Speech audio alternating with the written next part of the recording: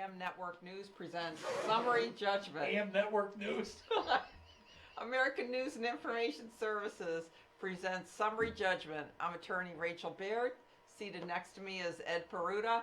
Everybody saw qualified immunity on the screen. That's going to be a major topic today. It's going to be a major topic. It's a major thorn in the side of all citizens who support the Constitution and the fact that police officers should not violate your constitutional rights. And we'll get more into that. But Ed has to vent about some politicians, I think. No. What I want to say is this. Mm-hmm. I've got J.C. Playford, who's down in Jacksonville, in the Jacksonville, St. Augustine area of Florida. Who, by the way, had a case thrown out due to qualified immunity. So this is a subject very close to our hearts. And he's going to get a hold of me with a text message as to the quality of the audio and video going out to the public. Because I am now very concerned with the quality of our program. Mm-hmm. I got a call from a female from down in Texas. I believe her name is Nanette. And she's going to be calling in later on in the show. She's got an issue involving the Americans with Disabilities Act and the court process, I guess, in a Texas community. Well, speaking of Texas, in the context of qualified immunity, we're also going to be talking about Philip Turner versus Lieutenant Driver, a case from 2017, where the Fifth Circuit Federal Court of Appeals established that it is a constitutional right to record police activity. However, they said it had not been established at the time that Philip Turner had his rights violated, so therefore he wasn't going to be compensated for the violation of his rights. So here's what I want. Here's what I want to start out with. I'm 71 years old, almost 71 and a half. The heart in my chest is probably 61 and a half. I believe that I may have a good 20 years left in me. Hopefully, maybe 10. I'm not even sure I have 20 left in me, but go ahead. But what I'm saying is, I don't give a shit what Washington does at this point because it ain't on my shoulders. This past week, the House of Representatives, there's the House of Representatives and there's the Senate, and then there's the White House, the executive branch. And the Supreme Court. And the Supreme Court, but they're not involved in this right now. But boy, they should step in real quick. The question is... Do you know what the fourth branch of government is? Media. Okay, go ahead. The fourth estate. You know it. Go ahead. Okay. I believe that the Supreme Court should immediately step in when a government agency or the government, be it a state or the federal government, allocates money with the inability to pay it back or to pay it off. I believe that the Supreme Court needs to rule that a government agency cannot knowingly put themselves in a bankrupt situation. Now, this past week, coronavirus, they've now passed a rule in the House that I don't have to show up in Washington to vote. I can hand my proxy or verbally provide my proxy to some other person or member of Congress to vote for me. So that person now gets to cast 2 votes. One for him, one for the person he holds the proxy. He may hold 10 proxies. Nancy Pelosi may go around and start saying, you want a bridge in your state? I need your proxy. I want this, I want your proxy. All she's got to do is play proxies. If a Dunkin' Donuts window person has to go to work to make a living, if a person flipping hamburgers in McDonald's has to go to work to make a living, if a policeman has to show up and go to work to make his living, and all the doctors, nurses, policemen, firemen, All of these people, Gas station attendants. gas station attendants, have to show up to truck drivers, warehouse workers, have to show up to go. I correct myself. There are some jobs that you can telecommute, but the jobs I'm talking about, you got to show up and put your feet on the ground on the clock. Why don't our politicians have to show up for work?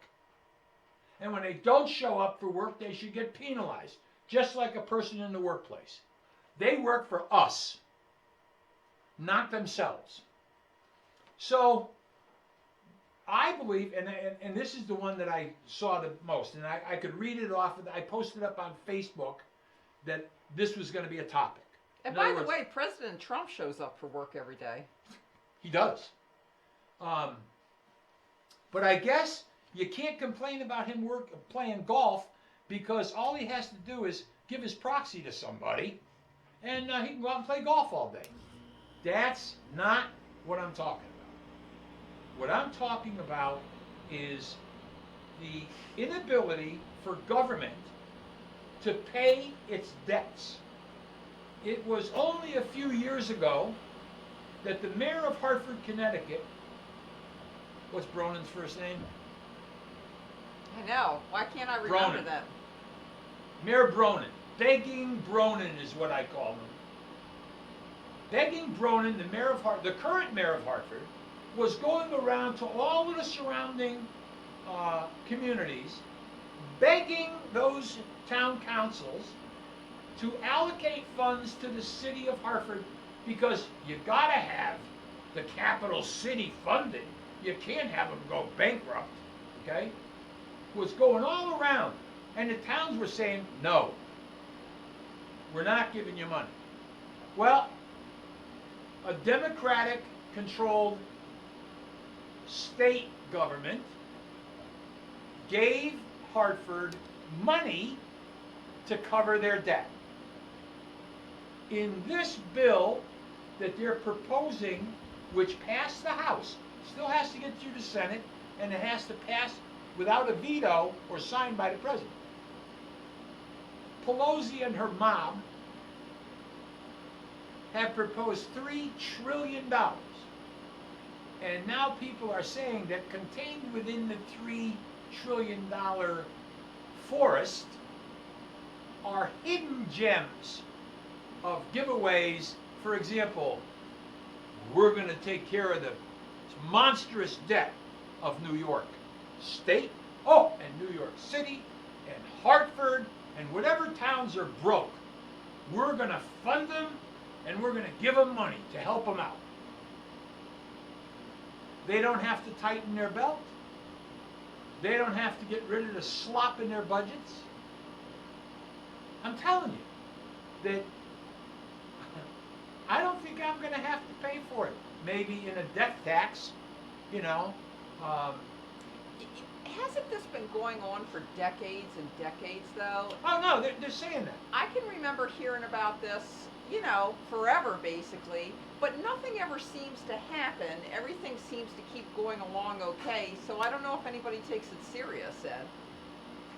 No, I don't think anybody. No, you know what it is? Here's what it is. In the large, and I call them the yellow areas of a map where it's the high populations, the cities, Hartford, New Haven, Bridgeport, Waterbury, in the state of Connecticut.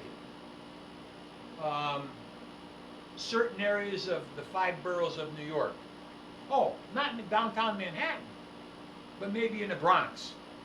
Okay? These people are, and I'm going to say this, they're takers. Well, I would venture to say that a lot of Americans have turned into takers through this coronavirus. Well, put it this way. I have no problem providing support for people who have found themselves in a bad position because of the coronavirus. But if you've been in trouble for 10 years, now there's a pandemic. You can't take all of that bullshit from the last 9.5 years and expect the government to plop it down on your desk to pay for 10 and a half years of, or 9.5 years of mismanagement of government budgets. That's it. I mean, my son and daughter have enough tread left on the tire that they're probably going to drive towards having to pay for this. My grandchildren are going to be faced with paying for this. And what do you say? Do you sit there and say, and you know what? You know what took us out of the Great Depression? World War II. Put everybody to work. Yeah. They were raising bonds. They were war bonds. They were financing the war, the Second World War. And everybody was going to work. Women were starting to fill men's jobs. Because we all think we know what cause and effect is. We have no idea what the effect of this is going to be. You can guess all you want, but we have no idea. I hesitate to get on my phone because I don't like doing it that way. I probably should have printed it and highlighted it so I could pick it out. But they're talking about wiping out $25,000 of student loans or doing something and doing all of this stuff. And you got to go, wait a minute. Wait a minute.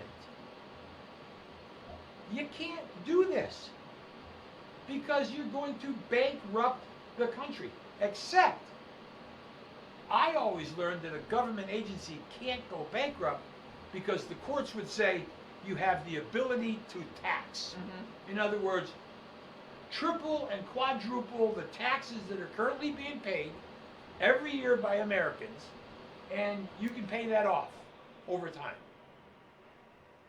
20 years ago. What about if they took away all the tax breaks for very wealthy people? Absolutely. And very wealthy corporations. Yeah. But the question that I would have is this. Are you going to take it away from them so that you can give it to them? Right. That is the problem. If you were going to take it away from them to say, fund the infrastructure of the United States. We're going to build bridges, we're going to build roads, we're going to take care of our ports of entry, the docks, whatever, airports, do whatever with that money. But what happens is, when that money comes from the 1%ers to cover the infrastructure, then the federal government loosens up the money they budgeted for the infrastructure and puts it over into the health and welfare account. In other words, okay, hi, you're the Secretary of the Treasury named Jones. Okay. Secretary Jones, this is Donald Trump. Or, better still, this is Joe Biden. Or, better still, Bernie Sanders. Okay? Listen, we have a very serious financial problem here. And I don't know how Trump did it. I don't know how Trump does it. But this is the way it's going to work. I want you to start printing 3 trillion $1 bills. And I want you to start now and build as many printing houses as you have to build outside, within the Treasury, to make sure that you get those $3 trillion bills. Not 10, not 5s, not 10s, not 20s, not $100 bills. $1 bills. And this country is going to operate on $1 bills. And if you have any sense of history, you'll remember that after World War I, the winning nations imposed penalties on Germany and wanted Germany to pay for the war. So Germany, trying to pay for the First World War, their mark was inflated. People were taking wheelbarrows full of marks to buy a loaf of bread. You see, or you have to print up only $1,000 bills. No singles, no change, none of that shit. Is there a $1,000 bill? I think there is, there was. There may not be now. I don't really know. But what I'm saying is, I said this 20 years ago when we were talking about people making too much money and the amount of debt we owed to China. Okay? write him a check. I didn't get to say too much as the Secretary of the Treasury in that. Well, In that okay, scene. okay. Secretary Jones, I would like you to start build the printing houses and start printing $1 bills, 5 trillion of them, so we can pay our debt. Go ahead. Now you talk. Okay. I'll do it. You'll do it? Right. Well, yeah. Why How not? many of them are you going to put out in the trunk of your car when you leave work? None, of None? course. No. Yeah, there are only ones. You never did finish watching McMillions, by the way, so we still can't talk about it. No, but what I'm saying is, Pelosi, I mean, I said this after Newtown. I said this, that politicians, like the Red Cross, politicians enjoy the benefits that come with disasters of a worldwide or nationwide magnitude. They love it. I'm telling you, they absolutely jump up and down in private rooms together and say, the disaster surf is up. Let's go get our surfboards, and we can take those surfboards and ride them to anywhere we want on the beach. We can ask now for anything we want and justify it by saying it's for the coronavirus. I mean, a lot of people are concerned about intrusions on constitutional rights Oh! because of That's this. in here too. That's in here too. There's articles now about how much privacy are we now going to lose because they're thinking about creating databases. Of our browsing history? Somebody Nope. was just telling me Nope. about that When you too. walk into a restaurant, you have to register. And so they know who's been in there. Right. So that if there's an outbreak in a cluster, they know who to talk to. So they're going to want to know where we go, who we talk to, who we're associating with, All under the Okay. guise of keeping us safe. keeping us safe. Yeah. Now, in Minnesota, I believe it is, there's people on the governor's, on the Capitol steps saying open government, and they got guns. I don't blame them at all. I've expected it to be coming for a long time. I cannot imagine.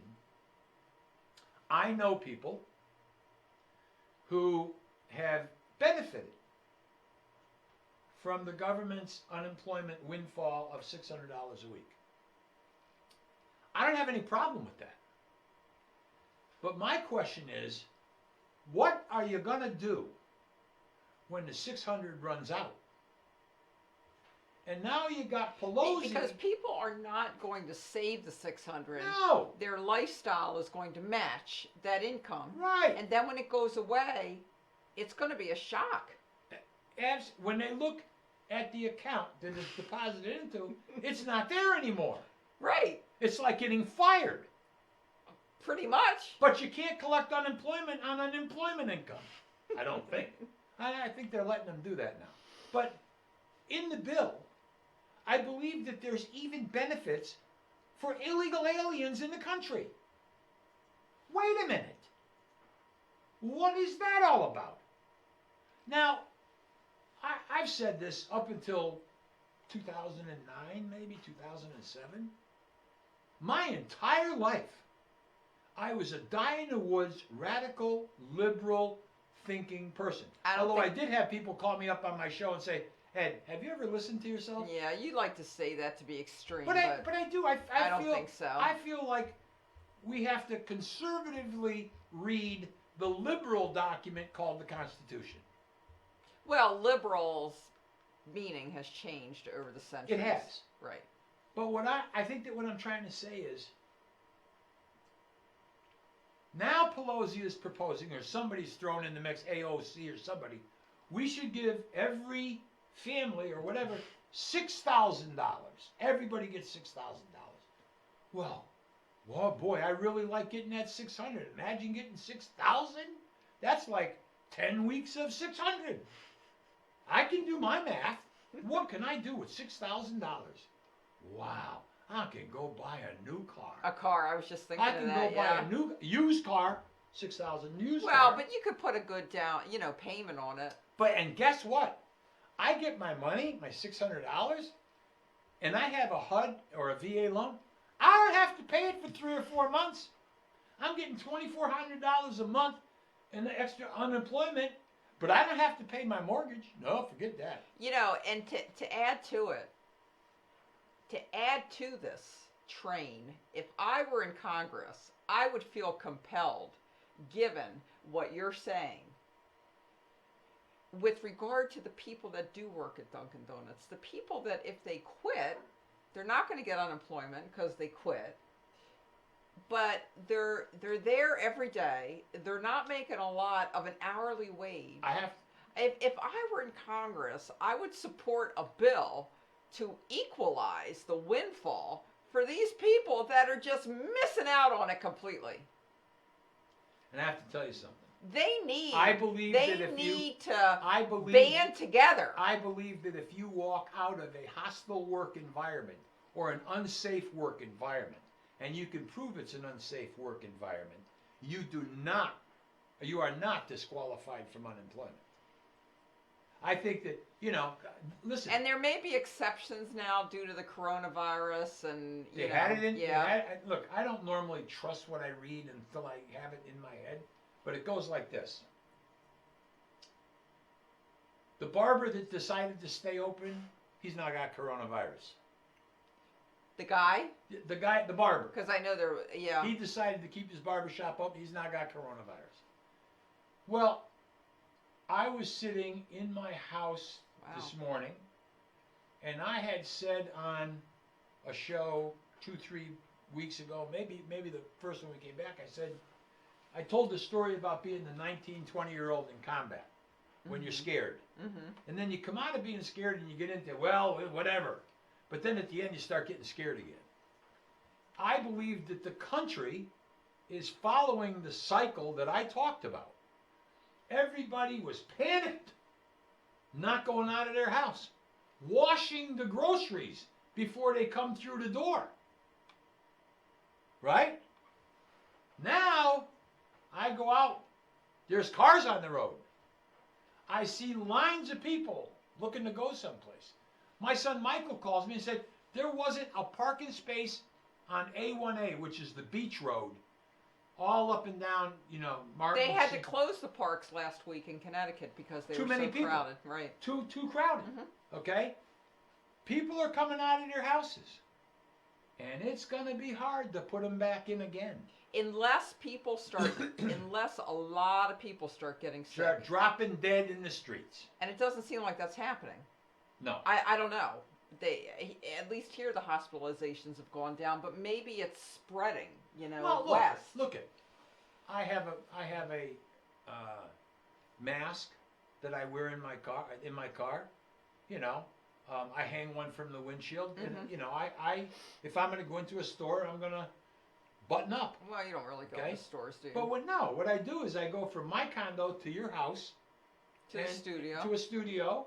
I have probably three or four people that I associate with, and I know that those people are practicing safe lifestyles. Well, let's not get away from the politicians we were talking about. So listen, I think that you need to start talking about qualified immunity, but what I wanted to say was this, is that the politicians that think, because they are taking advantage of a national, international, historic disaster. That's what they're doing. Not only are they taking advantage of it in the ways that you've detailed, they're also taking advantage of it to really, really harass and pick on Donald Trump. Right. I mean, everything he says, he's attacked, he's condemned, and it's all under the guise of, you're not saving this country from the coronavirus. But they're using the coronavirus. I don't know how he keeps going every day like he goes. Nobody gives him credit for that. My God, that kind of pressure. In my condo in the morning, I sit in front of a television set that has Good Morning America. And I'd rather watch Fox News. Because when I try to talk about something, my opinion about what I'm watching on CBS, I get a whole bunch of shit from the couch. I don't want to hear it. I said, well, we can't talk. We can't talk in my house about this situation. Now, I'm telling you, as God is my witness, I saw on a liberal state, I consider CBS to be very liberal, a liberal television network, they were talking about, they started out by saying how Joe Biden nationally is leading Donald Trump in the polls. Say it's 52 to 45. Joe Biden's leading. And they said, except in the battleground states. And then they said, Trump's ahead. And then they said, and the one thing that is, what do you think the one thing is concerning everybody? Well, wait a second. If he's leading except in the battleground states. No, Biden is leading in the polls. Right. But he's not leading in the battleground states. There may be more little states than there are big ones, but the battleground states, Trump is ahead. That was what. Okay, let me, and then you could. That's okay. So they went from. Although we didn't start our time clock up how here, many, so we how have, many, what time have you got on the? How long? Almost 30 minutes. okay. Okay. So we've got 30 minutes. What's the exact time we've been recording? 27:07. Okay, so we're gonna have Oh, look at you. 30 minutes. Okay. Oh, okay. So Use your remote. right. So here's what happens. Biden is leading in the polls,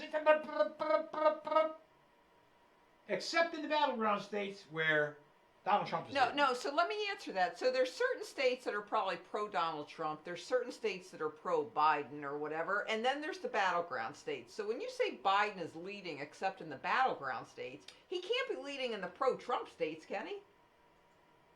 Or do they do all the non-battleground and then weigh it out? You know something? All I know is what I heard. Yep. Okay.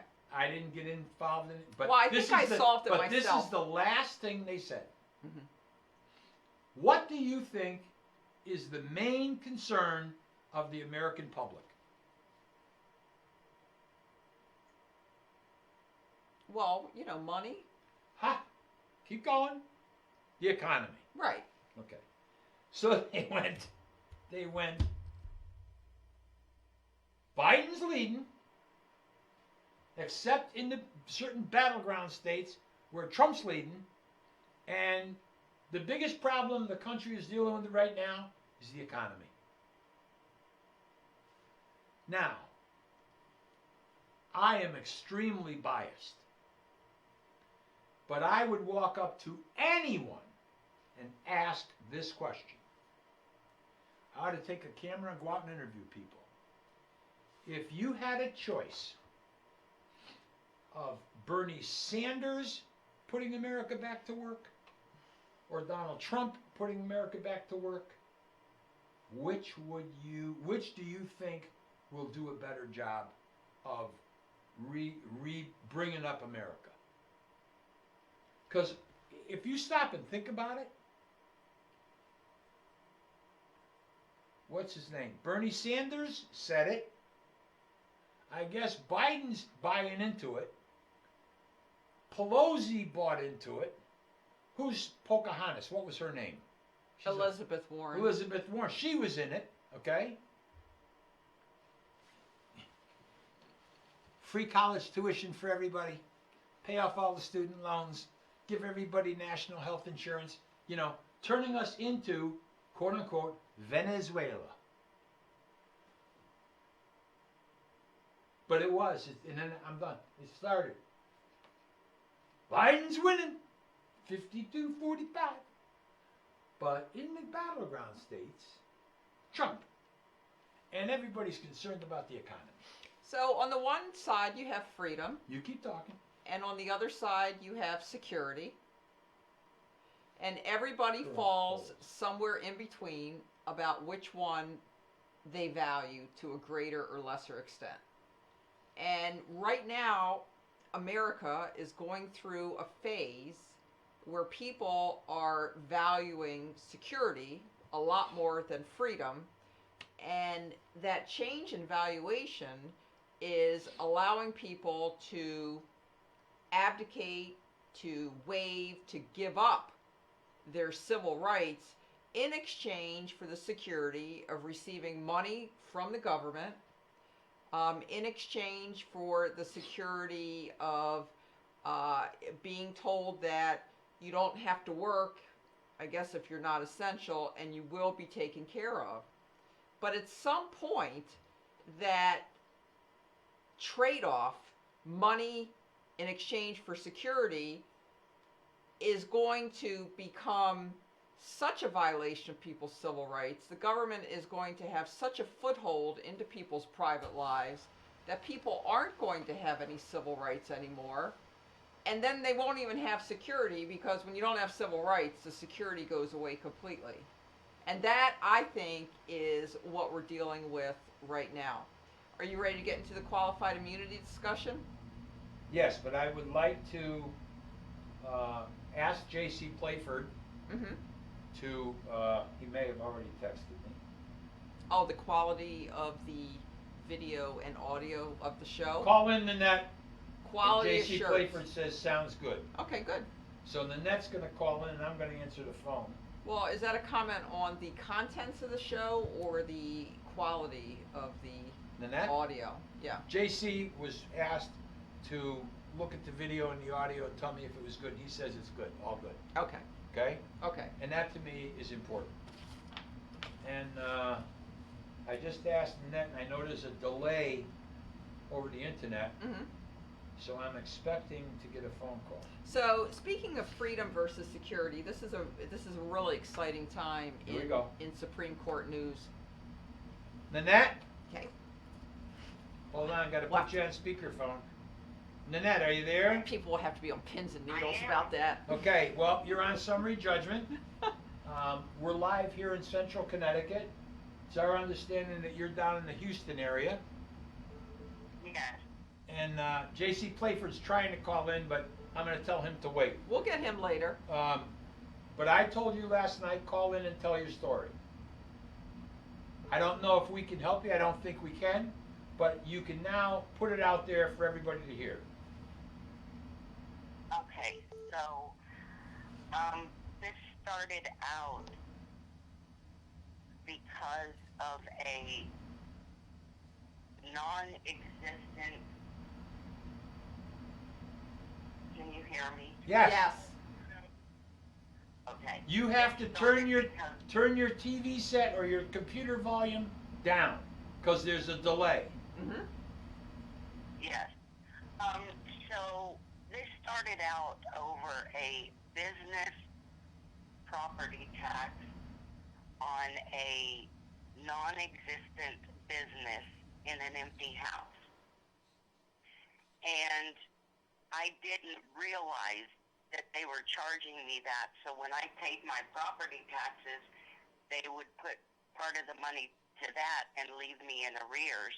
And kept adding these extra accounts to my property tax account, and continued to charge those and leave me in arrears, and I couldn't figure out why I was in arrears, and it kept getting worse and worse to the point I couldn't pay the taxes anymore. I Okay, couldn't afford it. Nanette, let me see if I can set this up based on our conversation last night.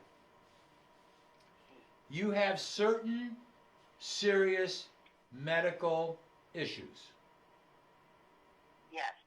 I told you last night that it sounded like your body was a medical sewer. You know, she's got so many issues. That's I'm mostly bedridden. that's one item. Number two, you own multiple residential properties in the Houston area. Yes. You own the house you live in, correct? Yes. And you own how many other properties? 4. So you own a total of 5 pieces of property. Yes. And you exist, I would assume, based on rental income from those other properties. Yes. And under normal circumstances, a residential house is considered a residential house. Does it look like a house? Yes. Is it the size of a house? Yes. Well, then, it's not a 3-story brick business building, right? Right. But I would imagine that because they're rental properties, somebody's trying to tax you as business property. Well, they never were rental properties until the last few months. The last year I got them rented, but they already ran off 2 of my renters by sending them letters telling them they're going to have to move out because I'm being foreclosed on. So Wow. I've lost renters. I only have one home now supporting me, and in 2 weeks they're going to be at my home with guns to put me in the street, and shortly after that they will take my other houses. I've never had a single day in court. I submitted ADA request saying I'm bedridden, I pass out or, go unconscious and sleep for days, weeks, or months on end. I can be dizzy, have muscle cramps that make me scream uncontrollably, just like out of the blue, maybe scream in court. So I can't go to a courthouse. And my ADAs were not respected, and they were just ran over, and default judgments were gotten against me. Because And you then didn't they show up called- in court.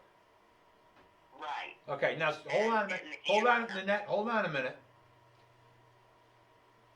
Right now, today, in May of 2020, courts across the country are conducting their business electronically by Zoom or whatever. Governments have gone to, for example, it's my understanding now from Jerry Nance out in California that the San Diego courthouses are now streaming their criminal proceedings in the courtroom live.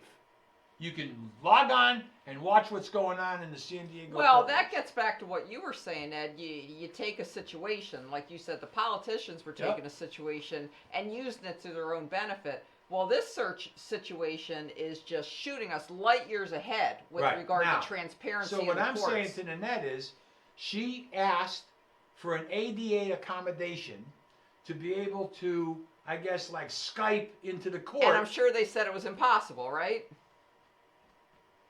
Nanette? Well, a lot of times they wouldn't answer me at all or wouldn't give me a hearing. I know the last federal court I tried to get my ADAs and get into a hearing. I called continually asking for one, and I was told the judge is busy, she'll get to you when she can, and she'll probably just make a ruling. And I thought, okay, that means I get my ADAs and my hearing. I finally get a day in court to say, hey, this all needs to be audited. I've been charged for things that they weren't, it wasn't there. There was no business. And so I was hoping that I would get a hearing, and instead I got my case dismissed. Right. And so, And I think I'm not familiar with your case, but I suspect that the reason it was dismissed is the federal courts have a rule. It's called the Rooker-Feldman Doctrine, where they stay out of state court proceedings. They don't allow you to relitigate court state proceedings in federal court, especially if the proceeding has already concluded. And it's abomination that it applies to the ADA under Title II, which applies to courts, because what other redress is there if the state courts are denying you accommodations under the ADA and you in court, and you can't appeal that to the federal courts? then really there's no such thing as accommodations in state courts. And that's what you ran into. Right, and the problem is, and a lot, I guess attorneys don't know this either, but I was shown by Richard Cornforth, and I'd like you to have him on your show at some point, that Rooker-Feldman was actually overturned Huh. 20 years ago. Well, they still use it all the time.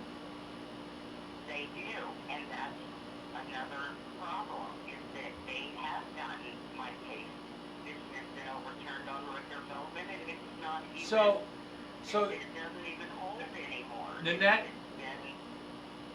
been, Nanette, I need to ask some questions. So you have, in addition to the house you live in, you have 4 other properties. yeah, Now, you're saying that they were not rented? no, and they actually charged the business property tax in a company named LLC. I've never operated an LLC. Okay. What I think that what I'm trying to say is, you had these houses and they were just sitting there empty? Yes, For how long?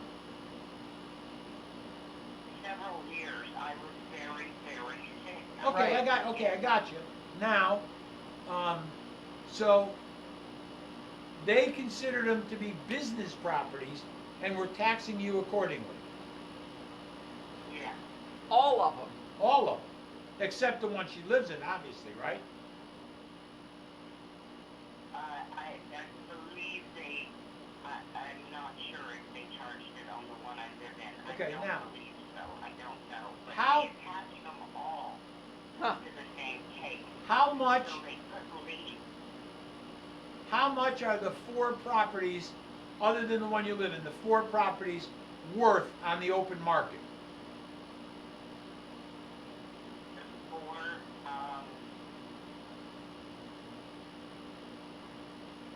around maybe 600,000, 600. 150 each. Mm-hmm. Yeah. Okay. Well, I have one that's about 250, so. Okay. Well, let's say, let's just use 600,000. How much do you owe in taxes, penalties, and interest? Well, that's another problem, is that I never could get a straight answer, and they would give us 3 different answers on the same day.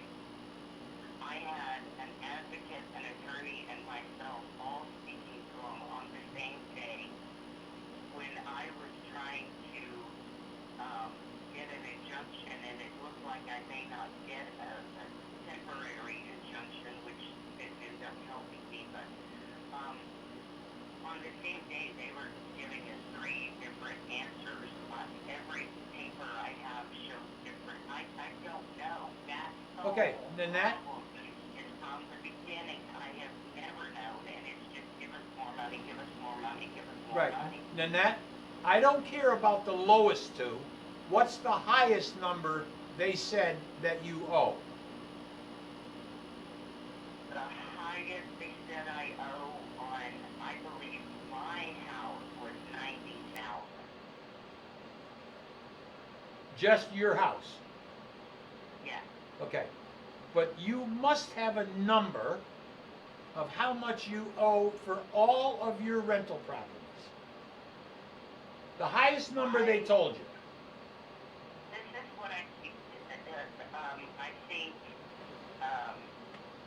around 75,000. Total. I'm not sure, that's what I'm telling you. Okay. I can't get any straight answers, I don't know. Okay. Well, Nanette, I'm not trying to upset you. I'm trying to figure out that if you have, say, $600,000, $700,000 worth of real estate, and they're going to come in and they're going to foreclose on all of your properties, they could foreclose on one and satisfy the debt. Yes, So when you said that you think they're coming to foreclose in the immediate future, right?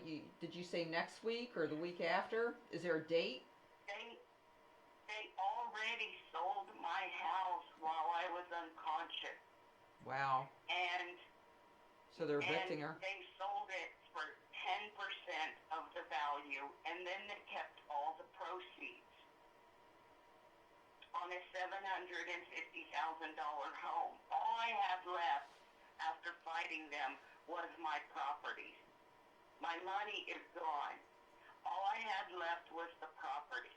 They've already sold my house, and they're coming with guns in 2 weeks to remove me. What did they do with the 4 rental properties?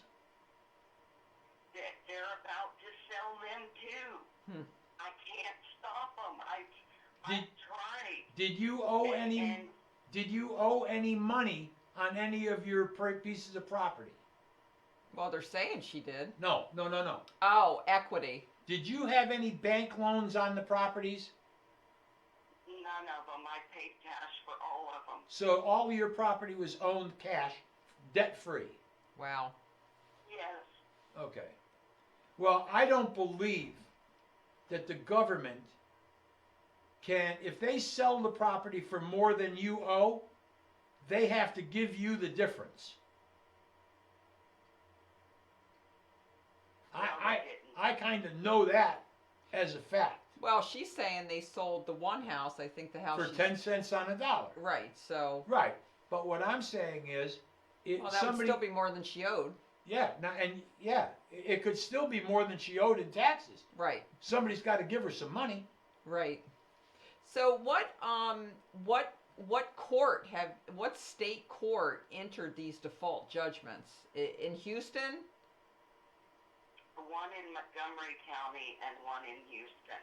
Okay. Wow. And I guess you've been dealing with some town clerk or some tax collector in trying to get information about what's going on? I tried, but like I said, I never can get a straight answer to ever pay them. I've never tried to pay something so hard in my life, and I never could get them paid because I couldn't figure out what shenanigans they were pulling. And When I finally found out these accounts were business accounts for an LLC, which I never operated, I started trying to address it, but nobody's hearing me, and I'm too sick and have memory and cognitive problems, and I'm having a real difficulty fighting them because I stay passed out, and then they get these default judgments against me for not showing up. I can't get anyone to hear me, and I'm terrified because in 2 Wow. weeks they're going to be here with guns. I have nobody here with me. I'm alone. I don't have any family here. I don't have anything. I've been shut in and isolated and terrified. so, Lynette, the information that I was trying to get about who you've been dealing with is so that anybody listening in the Houston area may have an idea based on who you've been in contact with and may be able to offer some input on this. So, Right. so Listen, wait, I got to Okay. finish this. All right. I don't care. To the caller that's calling in, call back when we're off the phone with Annette. Yeah. So Montgomery County Court, Houston Court. I'm assuming Houston has more than one court, right? Is Yes. okay. Well, this is Do you know what it's district? the 151st. Okay, so the Houston court at 151st. I'm assuming that's a street, right? And then what tax assessor have you been dealing with, or in where's the town city hall located that you've been dealing with? There's one in Houston and one in Conroe. Okay, so those are where the properties are located, in those two locations. Yes. Okay, so if anybody, Well, no. Yeah. The 4 houses are in Tomball, and my house is in Magnolia. Okay, there we go. So people down there will know what that means. People watching in Houston will Watch- know what Ned's Is that what talking it is? about. Yep. Nanette, what's your last name and spell it? Carley, Carley. Carley, Carley. Your first name is Nanette, correct? Yes. Oh, And sorry. now, what towns are your properties located in? Either town or county. Tomball, which is Harris County, and Magnolia, which is Montgomery County. Okay, so we have the name of the two towns and the counties that the towns are in.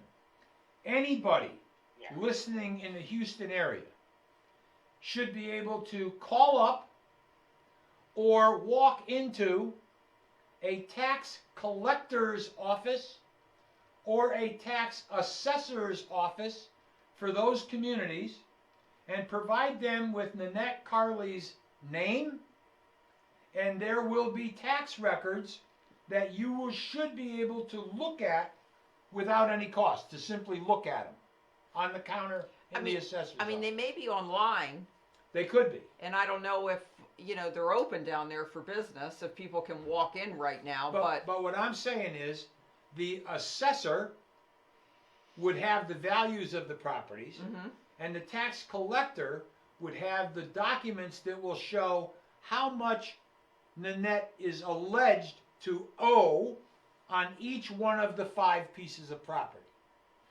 what town they're in. But do you understand me, Nanette? I do, and I'm telling you, they give different answers on the same day. well, Nanette, the more attention it gets, maybe they'll be compelled to explain themselves. That's listen, all. we gotta go. We'll be back next Saturday. Keep Keep us posted. and call us again, okay? Absolutely. Thank you so much. Thanks, Thank Nanette. you. Bye bye. Okay, so now we had a phone call from area code 661. How much time have we got? About 8 minutes. Yeah, see if you can call the caller back. I'm gonna. Well, don't put him on speakerphone yet. Maybe it was a private call. Oh, maybe somebody wants a date with a silver-haired, no-haired guy. Silver haired, no haired guy. Well, I get these emails that says Silver Liner Dating Service or some craziness. I don't know what it's called. All right, nobody. Hello? I said, you leave that lady alone, let her speak, bitch. Say- Little old man. Let the lady speak, motherfucker. All right? Whoa, are you such a? Ladies will respect you- that. You want me? Turn off what you talking. Here, listen. Let me tell you how this works. You ready? No. Area All right, code motherfucker. area code 661 563 8386. Please, for the people that watch on the other side of the camera, somebody called in just to give us a bunch of bullshit. So I'd like you to call them back and give them some bullshit. Just make sure you don't call more than one time, because you'll get arrested for harassing phone calls. So the gentleman's phone number, I don't know, he didn't say his name, is area code 661 563 8386. You listening, JC? That's area code 661 563 8386. And just tell the guy to have a pleasant day. And do me a favor.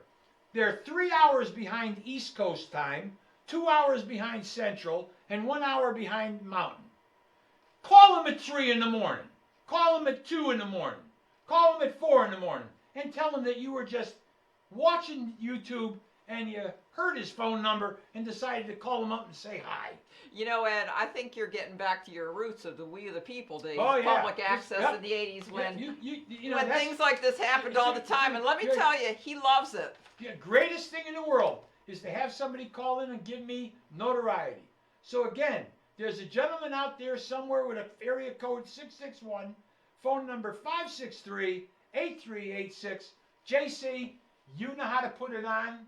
The people at News Now Houston, you know how to pull it on. The people at News Now San Diego, you know how to put it on. And the people on Facebook, you'll know how to put it on. And that's a great way to end the show. Stay tuned next week for See you next Qualified week Immunity. for the old man and the bitch. Goodbye.